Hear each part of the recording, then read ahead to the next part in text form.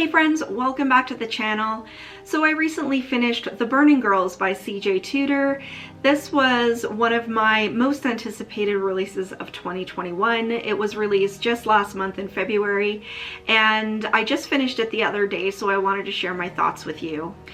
Of course, as always, please keep in mind that these are my opinions only, and reading is subjective, and everyone is entitled to their own opinion.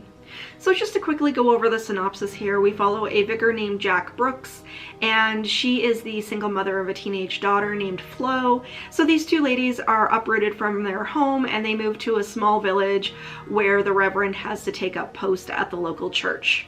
So in this village, 500 years previously, during the reign of Bloody Mary, or Mary I, the local residents were burned at the stake for refusing to renounce their faith, and it included the death of two young girls. And then 30 years previous, I believe, there was the disappearance of two young girls.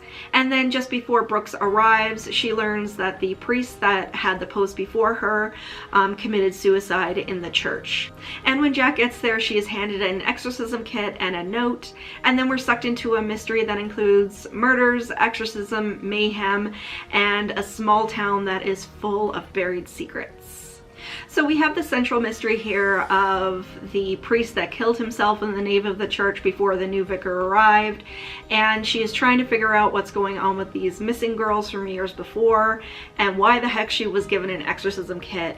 And as we go further and further along in the story, of course, small town, everybody has buried secrets, everybody knows everybody, and as Jack Brooks starts to meet all of the residents, she kind of gets sucked, like I said, into this mystery. And on top of that, she's dealing with her teenage daughter who has seen the ghosts of these burning girls.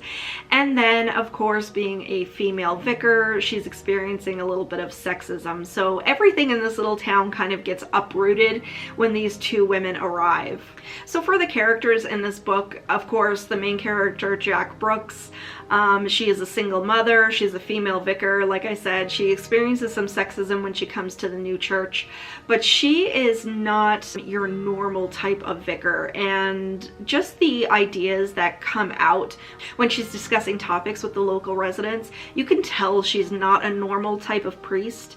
And then as the story goes along, we also find out that she has a past of her own, and it's kind of one of the reasons why she had to leave where she was and move into this little tiny village. And on top of that, we have her teenage daughter, Flo, and I really enjoyed the character of Flo. She, of course, is a normal 15-year-old, but she is taking everything in stride. She tries to make the best of a bad situation. She's been ripped away from her school and her friends, and she winds up somewhere where she starts experiencing bullying, and she's going through kind of one of her first crushes, and she's trying to support her mom. But, you know, again, you go through that normal kind of teenage angst. And I found the characters of the two women were very multidimensional, and they were both really, really enjoyable. And besides this, of course, we have the residents of the town that they start to meet, and every single one of these people just starts to unravel just strange things that are going on, and they all have these kind of buried pasts, and everybody knows everybody, and there's just a massive amount of buried secrets. So having said all of that, my overall thoughts on this book are, from the very, very first chapter, I was completely sucked in. I love, number one, how this story was put together, but I also really enjoyed CJ Tudor's writing and her style of writing, and I found that almost every single one of the chapters kind of left off on some sort of cliffhanger or some twist in the story, and it just kept building and building and building and building, and I found it hard to put this book down. I still needed 3 days to read it, unfortunately, because things have been really busy with my job. So I almost found that I was upset when I had to close the book and put it down to go do something else, because the way that it was written, like I said, every single one of the chapters kind of ended off on something where you're like, oh my god, I gotta see how this is kind of all coming together. And then even though there was kind of the central plot and there was all these subplots with the mysteries and the secrets, everything bloomed like a flower with both the plot and the characters. But as you were going on, things started to piece together.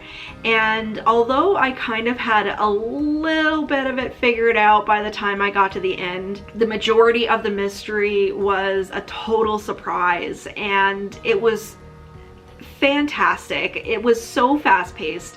The mystery was compelling, and you know, you have this haunting aspect with these ghosts of these burning girls, and you know, the central mystery and this priest that killed himself, and it was just awesome. And when I started reading this book, I was like, oh, this seems like a little bit more of a like a YA or a new adult kind of book.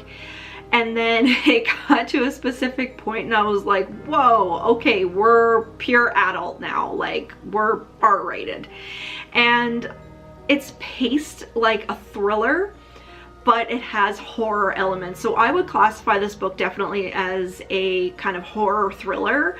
And I loved absolutely every aspect of it. It was just the characters, the plot, the mysteries, the twists, the way it ended, the way it was written. I really enjoyed this book from cover to cover, and I would 100% recommend you picking this up. I'm going to go ahead and give this a full 5 stars. This is now my #1 read of 2021.